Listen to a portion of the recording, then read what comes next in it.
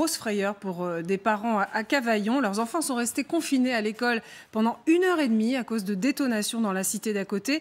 La situation est si tendue que les services publics ont déserté le secteur. Xavier Giacomoni. Les policiers ont patrouillé toute la journée dans cette cité de Cavaillon à la recherche de plusieurs individus suite à des tirs de mortier à proximité de cette école. Par mesure de sécurité, les enfants ont été confinés et leurs parents sont venus les chercher car les cours n'ont pas eu lieu. Mais là, c'est en plein jour. Où on va tirer sur des gens en plein jour? Il y a une balle perdue, c'est tellement vite arrivé. Ils ont envie de tuer des enfants, ces gens. Depuis la fin du mois d'août, les services publics ont préféré fermer sur la place. La sécurité sociale ne reçoit plus le public à Cavaillon. Les riverains ne comprennent pas et se sentent délaissés. Qu'on a peur pour la sécurité sociale, pour les assistants sociaux, pour tout. Mais ceux qui y habitent, on n'en a rien à foutre. Les services sociaux de la ville ont été délocalisés à 1 kilomètre de la cité, par mesure de sécurité selon la mairie. C'est à titre temporaire, puisque dès que la situation se sera calmée ou on m'assurera que la sécurité est définitivement revenue, les services reviendront là où ils sont. En attendant, les commerces de la cité restent ouverts et les habitants appellent à l'aide pour retrouver une vie normale. Et on va plus loin sur ce sujet avec Bruno Bartoschetti de Unité SGP Police sur la région Sud. Le ministre est venu sur place, on le rappelle, le 16 août dernier, le ministre de l'Intérieur, Gérald Darmanin. Il avait promis des renforts, une bague de nuit. Est-ce que ces moyens sont d'ores et déjà arrivés? Et surtout, est-ce que ça change quelque chose, cette perspective? Bonjour, oui, alors on a eu un renfort de policiers, on en a perdu autant, soit en départ à la retraite, soit sur des mutations diverses.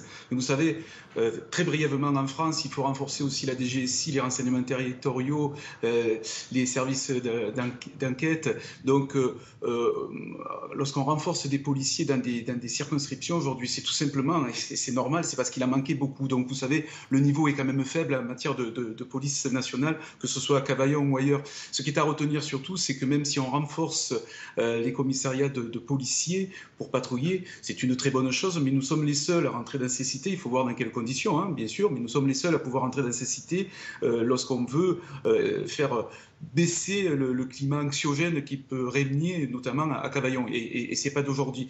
Et à ce titre, c'est important de souligner que même si on a des règlements de compte avec des homicides à Marseille, beaucoup de villes, enfin je connais bien la zone de Sud, beaucoup de villes sont infectées par ce trafic de stupéfiants et d'armes à feu. Alors, ce qui frappe à Cavaillon, Bruno Bartoschetti, c'est que les services publics partent. Hein. Est-ce que ça se passe ailleurs dans cette région Sud où vous vous situez ? Pas à ma connaissance, mais il y a forcément ailleurs, vous savez, déjà vous avez, au-delà des services publics, vous avez aussi les commerçants qui sont partis depuis très longtemps, vous avez les habitants, quand ils peuvent, seulement quand ils peuvent, quittent ce genre d'endroit. Alors au niveau du service public, je sais pas, là c'est trop tôt, j'ai pas d'autres endroits qui me viennent à l'esprit où les services publics ont quitté leur quartier, mais c'est quand même très inquiétant. Et c'est vrai qu'on doit aujourd'hui regagner ces quartiers. Notre société est bien malade et nous, policiers, nous ne sommes pas médecins. Nous sommes là, nous faisons partie du service public. Il faut que l'État puisse vraiment prendre en charge tout ce problème-là, au-delà, bien sûr, de la police nationale et de la justice. Ça ne peut pas reposer uniquement sur nos épaules.